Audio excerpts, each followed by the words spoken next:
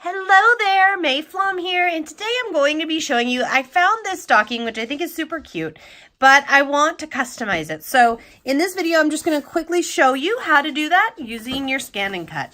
So first off, I have some iron-on vinyl here, and the shiny side, which is the transfer sheet, is not the vinyl material itself, is face down on my mat. And you can see I'm working with the ScanNCutDX, which it does matter which way you insert your mat. So I'm going to get this all set here. And it also matters, I'll just remind you to make sure you've updated your software. If you're ever having problems, especially, double check. You push this button to load the mat, but if you're ever having problems, be sure you've checked and that your software is updated. That's always available to find on the Brother website.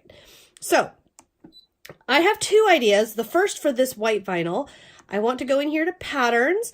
I love working with pre-made designs. Remember, you don't have to work with pre-made designs. You could be working with just about anything. And I had two different ideas. The one was that it would be really fun to do a big Christmas tree, as you can see was right there. And then my other idea was to scroll down here and go with the reindeer. And the reindeer is what I'm going to go with. Now, I do always say it's a really good idea to know your project. In other words, know how big of a project you're talking about. And if you don't have a ruler handy, you can always just set it onto your mat and see what it says.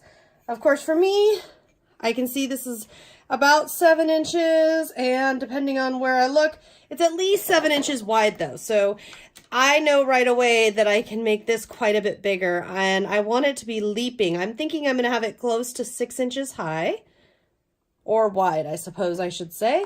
That should do it. And we're going to say, okay.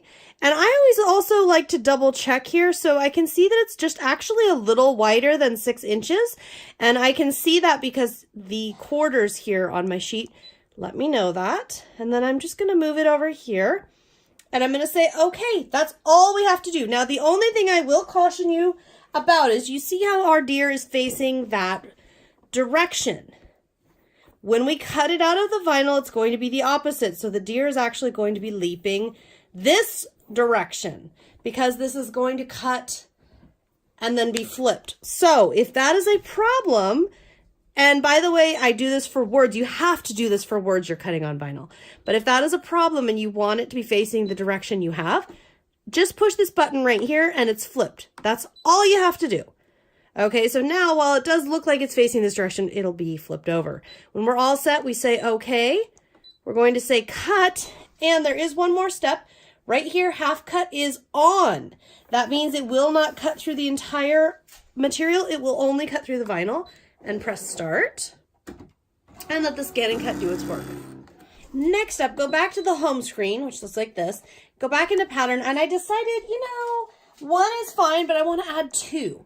And just as a reminder, guys, this is super simple, but you could make your own. You could scan in your own design. You could do all of that. But since this is a newer machine, and I know a lot of you are asking for some basic how-to stuff on this, I want to keep these early videos a little more simple, and not always. We'll get into more complex stuff as well, but just kind of mix it up. So I was kind of debating because I like the one that says celebrate. So I think I'm going to pick that, and I'm just going to leave it where it is. And then what I'm going to do is drag it over here. But remember, in edit, object edit, this little flippy button, that is absolutely necessary. And it's necessary because, and I have to pull it down. I'm just looking at my material here. It's an absolutely necessary step because we need the word to flip around.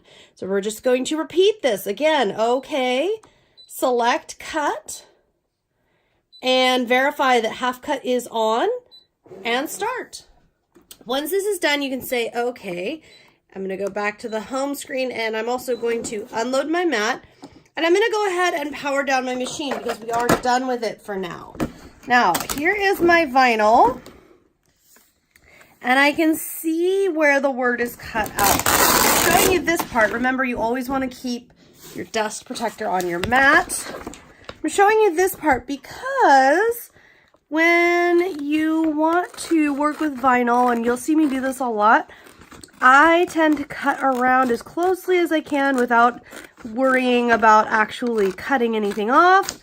I want to cut around, and then this goes in my vinyl drawer, and I continue to use and use and use. And just another little tip here, I keep one drawer that has my vinyl that is iron-on, separate from vinyl that is just a sticker that you would just place onto whatever it is that you want to make. Now the next step here, this is the hardest step, and it's not even that hard, but you're going to peel away or weed whatever you don't want.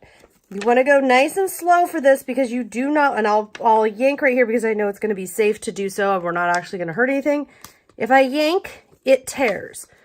Now that's not a bad, it's not a problem if it's an area like I just did a very controlled one where I was going to peel off and remove anyway, but it is a problem if you accidentally tear your design. I do want to point out to you here because it's absolutely beautiful. Look at how my transfer sheet is not even scratched. The vinyl is perfectly cut. That's what that half cut does.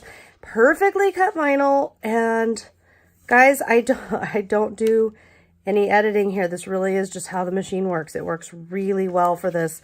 And it's really encouraged me to create more with vinyl and to do more fun stuff like this because it's so easy now. I mean, it's so much easier now. I don't have to do test cuts and run and try to figure it all out. It all just works out now, and I love that.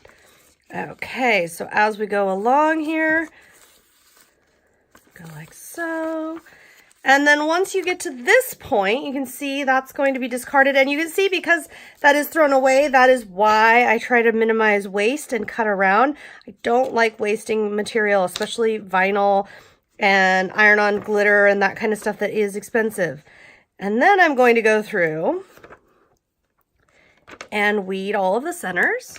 And once that is all weeded, now your next step is to design. You can decide where exactly you want your pieces. If you want, I was looking at running this over, so doing the white and then having the red word over the top instead of having it separate. I actually really like that idea.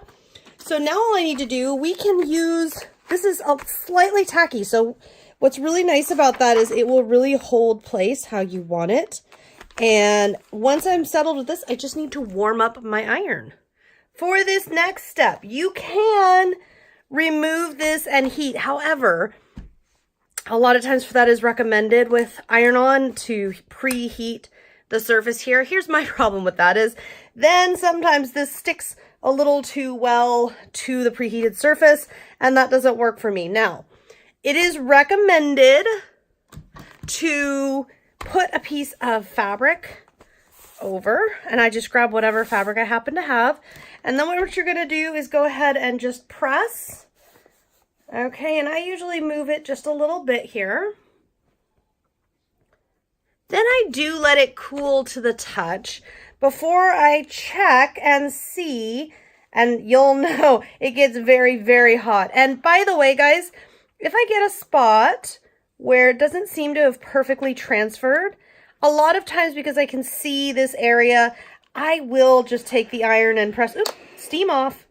I will take the iron and just press directly where I think there is an issue. And I've never had a problem with that. Okay. Oh, it's beautiful. Look at it. Oh my gosh. And it's done. You're done. Now, the only time you would not be done is, for example, I was talking about putting Celebrate, and I was trying to decide, I really do like it over the deer. I like it overlapped. I'm just trying to decide how high or how low that I want this. And I'm just showing you this part to remind you, go ahead and take your time. I'm in no rush. This is slightly warm, but I am in absolutely no rush. And if I wanted the toe, I don't think that it would stick well to this fuzz at the top. So I think I like it running off the tail like so. And once I am set again, yes, you can and probably should go ahead and press the fabric, but what I tend to do, especially when it's this detailed, is just press once without. Okay, and then put my fabric layer down and then press again. Just nice pressure. You do want to put some pressure on it, only because you're trying to press this iron-on material in there. And if I have some spots where right along the edges here where it's going from white to red and it's going onto the fabric, I tend to give that a little extra attention, as you can see, just to make sure that it's really, really down on there really well. And you can also see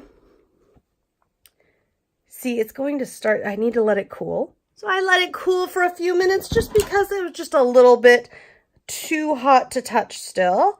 And now look how beautifully that just rolls right off. And guys, the only editing I do on my videos is for time purposes, to save you time. I don't edit any steps out.